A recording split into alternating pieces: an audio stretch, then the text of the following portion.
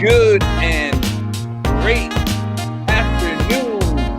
Yes, indeed. It is RK3 and SCC. And we're coming to you live one more again.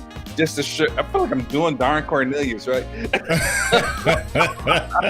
Hey, good afternoon, folks. RK3 and SCC coming at you one more time, talking about preparing you for the art of you. How you feeling today, Rob? I'm doing amazing, brother. Cannot complain. It's been an amazing week. I mean, Yes, it's sir. a little bit cool outside today, but the sun is like bomb.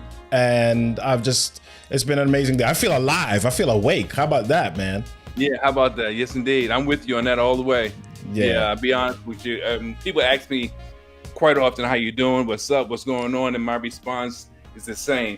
I'm grateful, you know? Yeah. And I'm grateful Yeah. because I know that you and I are here, but somebody didn't wake up. Someone had a difficult time. Mhm. Someone isn't doing the things that they want to do, which is a key to Yeah. why we're doing this. Someone is in a space or a place that's so unsatisfying. Yeah. That's why it's important to understand what is the art of you. Yeah. Well, I mean, you said an important word just now, and it was you're grateful. And I just want to give a shout out, give an acknowledgement to all of those who are going to be celebrating Thanksgiving this week. I saw a question yesterday on my Facebook feed, and it said, why do people all of a sudden in the month of November, they start seeing all of these Thanksgiving posts? I'm grateful posts. And, you know, I kind of said, I get it. I understand because the thought process is we should be grateful all the time. You know, how thankful are we really if we only say thank you when we're told, or when there's a national holiday, or when there is a visible reason? Because it kind of looks like bandwagon, right? I'm only a Golden State Warriors fan because they're winning right now. Absolutely. Right? Absolutely. So I get that. And the other side of that for me also is, though, you know what? I'll take thankfulness when I can get it. I mean, whether or not people jumped on the bandwagon at that time, let's just be grateful for the gratitude. Yeah. You know, and I think a lot of times we have to be able to shake ourselves, literally shake yourself from these trends and these fads. You know, what is it that's really in your mind? You know, and it's funny, every time I open my mouth right now, this morning or this afternoon, seems like everything I'm saying is leading towards the art of you. Because when I say what is in your mind and being grateful, I'm thinking like, you know, what is it that makes you who you really want to be? And what is it about you that's unique? And what is it about you that would really make you so elated just being in that space of being who you are, you know? Yeah. Well, I mean, it's an important time to really take stock, or to be introspective about you and where you are. And this is kind of the time. I mean, even though the post that I saw talked about Thanksgiving, it's really this time of year where we're in November, moving into Christmas, moving into New Year's, where now people will begin. And although it's an artificial break, it's an artificial deadline. It's still kind of this place where people are like looking back and saying, oh my gosh, what has the year held for me? What have I accomplished? What have I done? What do I need to do differently next year? How can I be better next year? And, you know, a lot of the standard things is, I got to get on my workout program. I got to lose weight. I got to do my diet differently. I got to pay more attention to my spouse. I got to do, you know, I got to be better at work, those types of things. And I guess the question that I ask inside of all of that, is there more? Is there more? Is there something deeper that you can look at? Is there a dream? Is there something that you have been ignoring outside of the regular status quo, daily, you know, day to day? Is there a bigger dream? Is there something else? Is there a deeper story that you have not addressed? I can tell you this, man. You know, for me, I'm a New Yorker, as I know you are as well. Yeah. When I relocated to the DMV, was about, I don't know, 20 some odd years ago. And at that Right. time I was married, and, it was like, wow, this is a new, fresh approach on life. And, things from my past were literally that. And I came down here and I'm thinking, wow, okay, great. So I find a job and all these things. But there was something missing within me. There was an itch that I could not scratch. Right. And it took me a while to figure it out, but I started thinking, why am I feeling unsatisfied, unfulfilled? And what it was, I realized that I'd missed music. I'd missed Wow. performing. I had missed the band. I had missed all the things that I did in New York that I did, in a very plentiful way, in a very fulfilling way. And those things that I did, I wasn't doing them. So it Right. took me about 3 or 4 years to say, and to find out that was a very important part of my life, which I Right. knew it was, but it was missing, and I needed to refine or resume that aspect of my life. And then I started doing some music things, some performances and stuff like that, which eventually led to me being where I am now. But Nice. sometimes you feel a void and you just cannot put your finger on it, Right. and you got to just sometimes, my book I write about critical in-depth analysis. And you don't always have to have a coach to tell you, but many times, if you're honest with yourself, you can assess your own state of being. And Right. in making that assessment, you'll realize, you know what? Yeah, I really should go for that degree. You know Yeah. what? Yeah, I should start my own business. Yeah. Yeah. Yeah. So, I mean, I think that conversation really brings us to the topic that we wanted to talk about today, because you've got these dreams, you've got these ideas, and you've got all of this stuff swirling. Right. You jump online and you jump into a networking group, or you jump into this group, and you see everybody doing all of this stuff, and you're saying, okay, yeah, I know I want to do this. I know I want to do that. I know I'm heading towards here. And you're trying all of these different things, right? And we're talking about the beginning of the year coming up. The beginning of the year, you got every coach that's saying, Yeah. you should do this. Sign up with my program, do this. Oh, if you only spent $19.97, you can do this. Right. And so how do you cut through, and how do you create the focus that you really need in order to succeed, especially as business leaders, as business owners, Right. as entrepreneurs, as coaches, how do you create the focus that you need in order to succeed? So I'll throw that over to you, man. What do you do to create focus in your space? I think there's several things, but one thing I'll jump on right now is just thinking about and realizing that there has to be the mindset of understanding, how do I get to the end result? And if you're thinking about the end result, because if you really have an appetite for this thing, you have a Right. thirst, whatever it is, you don't want to lose touch with that. You don't want Right. to forget about it. And it's just like, for instance, what we do. Like, I've got all these cameras and lights and all this gear, and I love it. I really Yeah. love it. So there's probably an unlimited amount of resources and information on YouTube. But you know what Right. I spend most of my time looking at? Two What's that? things: business or personal professional development and gear. Yeah. Now, half the stuff I know I already have. I'm not going to buy any more. I just want to know about the latest best practices. But I'm so focused on making sure that I'm in touch with what I'm doing. I know what I'm doing. There are no changes. I'm so locked in on it. So you have to be locked in on that end result. And, that's from the gear perspective. From the personal development side, same thing. I'm being reminded of things I say, or things that I say that I believe in. So I'm Right. staying in that space. It's either gear or it's the mindset. It's the gear or it's the mindset. Yeah, there's Yeah. a gazillion other things to think about and to focus on, but I'm staying in that space, gear or the mindset, you know? Yeah. Yeah. So for those of you that are online with us, if you've got any thoughts or questions about focus, how do I create focus? How do I navigate all of the different responsibilities and priorities of my life in order to create focus? Go ahead and ask those questions in the comments, and or share this with friends. We want you to share, we want you to like, we want you to share this with your friends so that other people can get value from this conversation and see it and know what's happening, because you never know, somebody may be going through something that the conversation that we're having today will help them solve. Right? This conversation today will bless somebody, and it can help somebody else figure out how to move to that next space in their life. So I'll talk a little bit about my focus tips or my focus techniques. I guess you're advertising, man. I see you. Okay.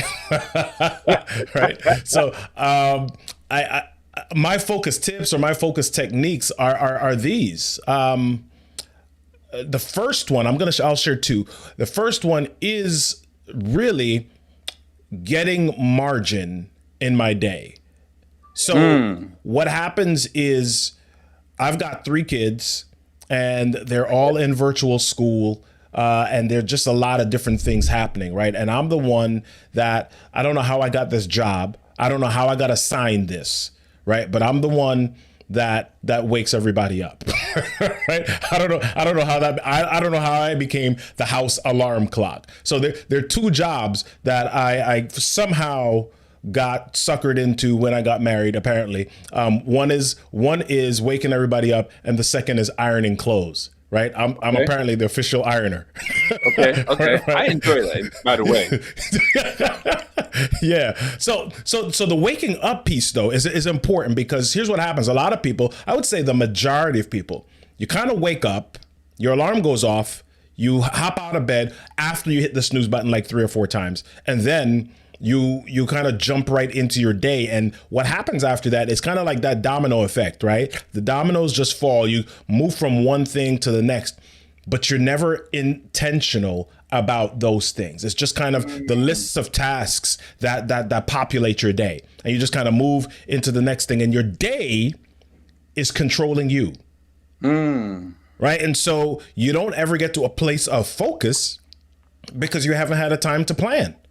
You haven't had the time to really sit and see what are the different options or opportunities that you can use to navigate each day, right? And so one of the ways that I navigate that, or I combat that, is by getting up earlier so that I can have margin. I get up earlier so that I can do my morning devotions. I can read my Bible. I can do my morning meditations. I can sit and sometimes just do nothing.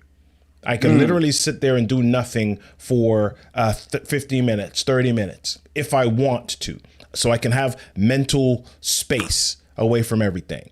Right. And so that's one of the ways. So when I come to my first activity of the day, when I wake everybody up, I don't feel overwhelmed or pressured already, because I've had time for self-care. I've had time for space. I've had time for my own focus. Right. So that's one thing. Yeah. I got another one, but I'll let you jump in if you have anything to add, man. Well, as you know, we both have been part of masterminds and things of that nature. And one of the beauties of being a part of a mastermind is that you meet and you learn from other people, people that may do the same thing you do, but they may do it in a different space or slightly different, like a speaker, a coach, a trainer, and all, etc. And my point is, in masterminds, many times, part of the benefit of being in a mastermind is that you're being held accountable. So, for instance, if I know that you're up and going because you've got clients, you've got your broadcast, you've got this and that and the third, and I'm laying in bed, I'm thinking, oh, why are you laying here? Do you know what your colleagues are doing? So it kind of like forces me to be what I say I'm going to be and what I want to be. Right. Because of that accountability factor, it reminds me of what it is that I should be doing. And that in itself is a form of focus, because if my colleagues are at it, I need to be at it too, just based on the strength of, what we both do. We know that people are watching us. We know that we've got to put food on the table. We know all these things. So why are you laying in bed watching Sports Center for an extra hour when you already heard Stephen A. blow his brains out, So, Yeah. So All right. I gauge based on I focus gauging on the relationships and the responsibility that I know that I have. Yeah. So my number two thing that I do to create focus, and I'll kind of go back in my business a little bit. So my business, for those of you who don't know, really is as a speaker and trainer. That's kind of the execution side of things. I do coaching as well, presentation coaching, but the speaking, training, those are the core things. When I first started out in business, because you don't have a cachet of clients just yet. When you get a gig, you take a gig. Right? When they say, hey, Robert, we want you to come speak on this day, or hey, Robert, we want you to come train on this day, you take it. Right. And so what I found was that I'd be speaking on Monday, Tuesday, Thursday. Or I would speak on Tuesday, have nothing on Monday, have nothing on Wednesday, Thursday, Friday. Or I would I would do trainings on Tuesday, Wednesday, Thursday, and then have nothing on Friday. And it was random from week to week. So I was not able to kind of plan things. And here's the importance of planning things.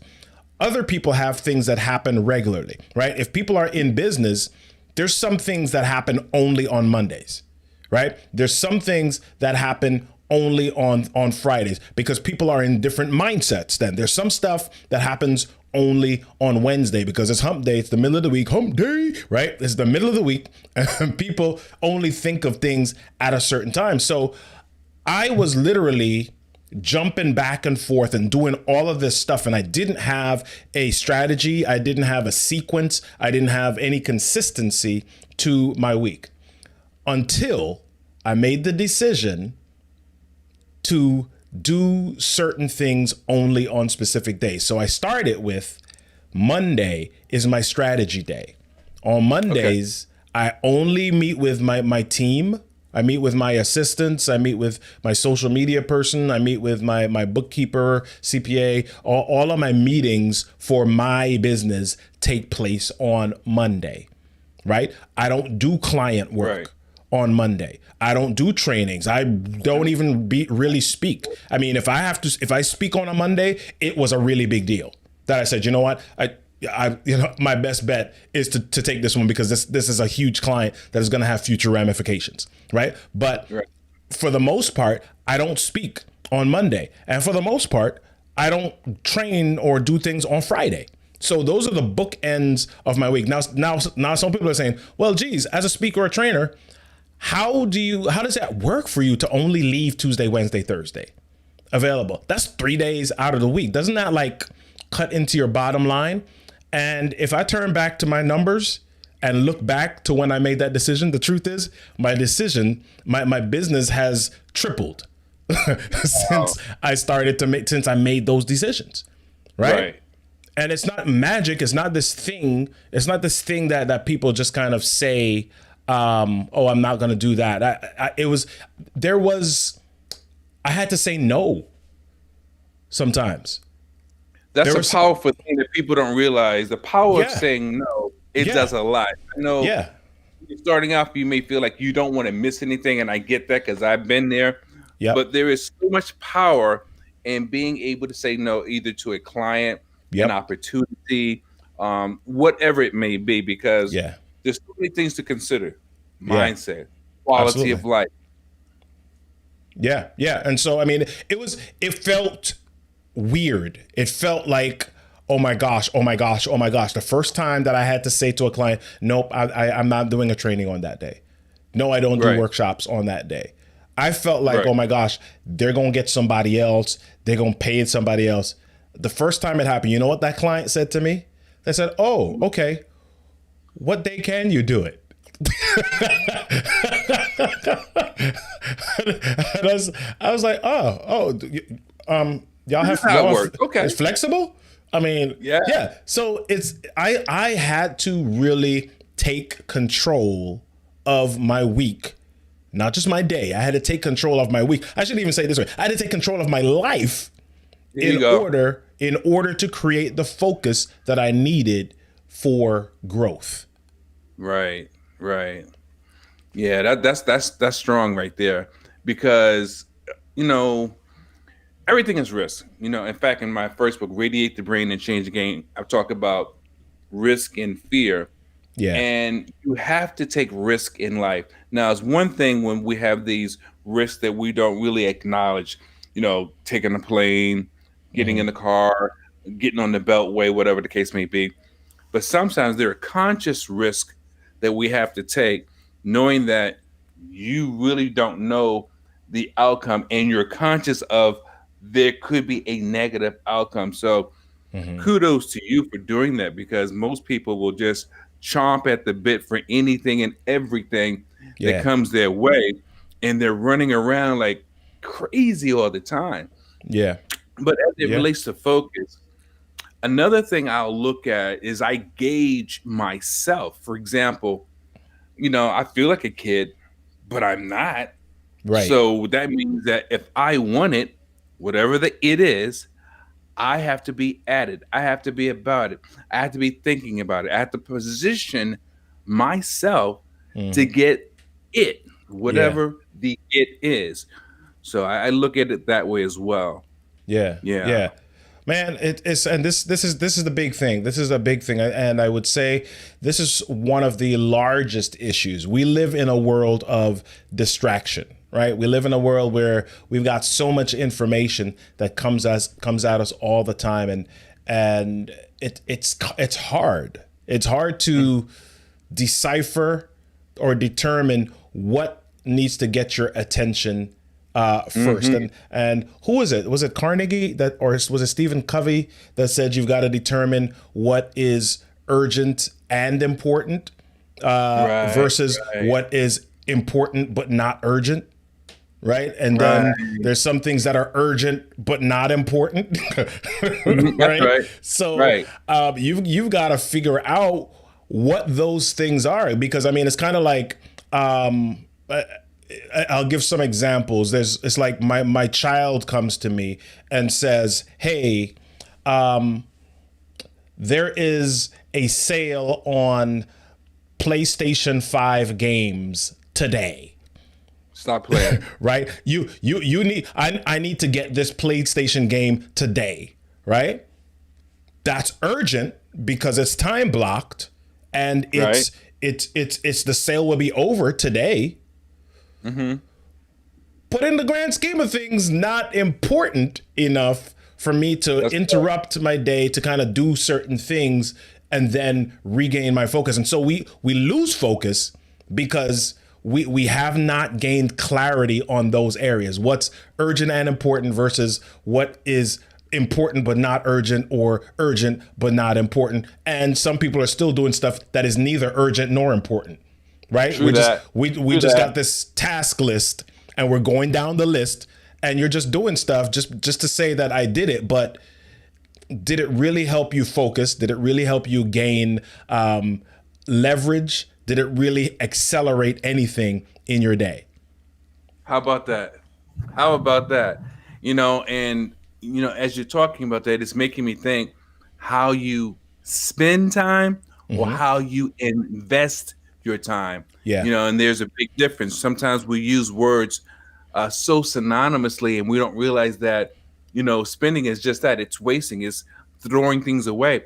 But when you invest your time, or you look at your time as an investment, there should be something you get back because of that effort. There should be something that you gain because of however you invested that time, whether it's learning something, reading something, actually doing something more worthwhile that will make you better in the longest of long runs. So that's important.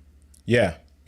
Well, listen, man. Well, we're running out of time, brother. It's a little bit after 1:30, and we definitely we're going to come back again tomorrow. What's our time tomorrow? Let me just double check on our time tomorrow. Oh, we're early tomorrow. Tomorrow we got 9 a.m. We got the morning show. Tomorrow's the morning show. We? Yeah. Okay. Yeah. 25th. We got 25th. Tomorrow's already the 25th, man. Yeah.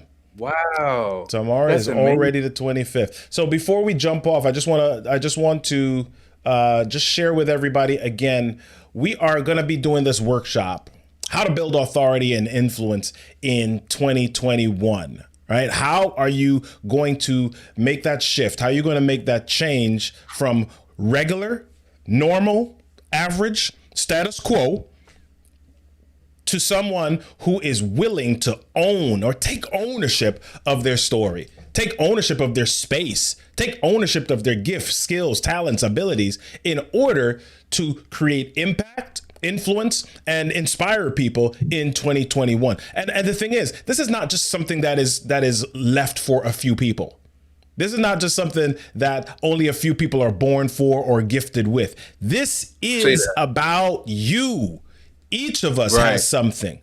Each of us has something that we can use, something that we can do, something that we can share in order to transform and make a difference in the life of somebody else. And so we want you to come to this session, December 3rd, 2020 at 5 p.m. We want you to register for that. Go to buildinfluence.com, buildinfluence2021, so that you can get that information. You can be a part of this session with SCC, Sir Charles Carey, and myself. RK3. There we go. We got to do this. It's time to get out of status quo. You got to get to that itch that you can't scratch. Honestly, like we said earlier in the broadcast, sometimes it's about when you can't put your finger on it and you're wondering, why am I not happy? Why am I not satisfied? Yeah. What is it? And you know what? Let's keep it real.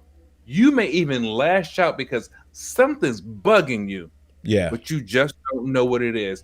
Wow. And in my mindset, and I've said this on certain platforms, people don't need medicine. People don't need psychiatrists. People don't need doctors. People need purpose. And your purpose is honestly waiting on you. And that's what we're here to do. Now, I'm not saying there's a magic pill. Yeah. What I am saying that God has given everyone a skill, talent, gift, or an ability. I don't know what yours is because I haven't spoken with you. But you give me a little bit of time, I'm sure I can peel back the layers of the onion. And I honestly feel that the thing that's waiting on you, it's literally doing that, waiting on you. And it's really about you. It's all about you at this stage. Yeah. Listen, don't ignore you. Don't give up on you, because it's as Sir Charles says, it's all about the art of you. It's all about getting to know who you are and believing that you're worth it. Believing that you are important enough, believing that your life, your experiences can make a difference for somebody else. Because otherwise, why are we living them? Why are we living them? Right? It's our life isn't just to help cause us pain. There's purpose in your pain, right? There's purpose in your pain. Go ahead, man. Look, I have been in motion picture with people like Diana Ross and Jocelyn Brown, Ray Goodman and Brown. From old school, some of these names: Ray Goodman and Brown, Freddie Jackson. These are old music artists. Motion pictures with Nicolas Cage, John Boyd, Ed Harris.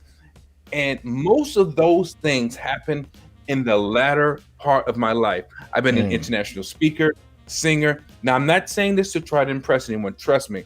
I'm just saying to impress upon you. If most of those things happened in the latter part of my life, and I've been able to overcome substance abuse after 20 some odd years, I'm a 2-time cancer survivor. If that is my story, what can't you do?